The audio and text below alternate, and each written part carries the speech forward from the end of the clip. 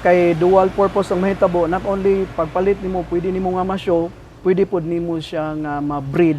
At the same time katong imong napalit og giganahan kaayo nimo, pwede nimo tong mapadaghan aron pwede nimong mahatag sa uban.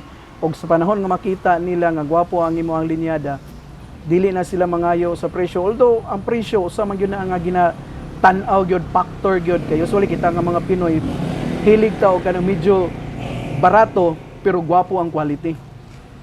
Pero ang target man gud nato is not only nga kanang ma-enjoy ta but also nga makatabang pud ta sa uban. Munang sa ako personally di man gyud kayo nako mahatag og mahal ako.